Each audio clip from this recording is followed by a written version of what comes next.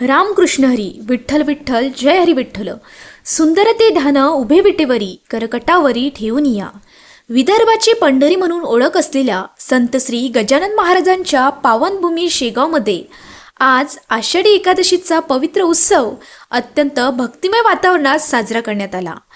आजी सोनियाचा दिनू वर्षे अमृताचा घनू.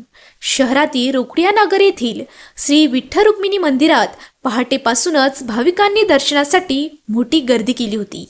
विठुरायाच्या नामघोषाने आणि टाळ मृदुंगाच्या गजराने संपूर्ण परिसर भक्तिरसात न्हाऊन निघाला. विठ्ठलाच्या दर्शनासाठी आलेल्या लहानापासून ज्येष्ठापर्यंत सर्व भाविकांमध्ये उत्साहाचे वातावरण पाहायला मिळाले.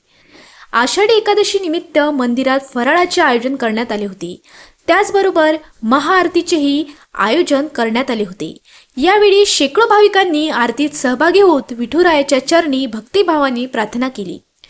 शहरातील हे एकमेव श्री विठ्ठल रुक्मिणी मंदिर असल्याने दिवसभर भाविकांची मांदियाळी येथे पाहायला मिळत आहे. तर सायंकाळी हरिनाम सप्ताहाच्या परंपरेला साजेसा भजनाचा कार्यक्रम आयोजित करण्यात आला आहे.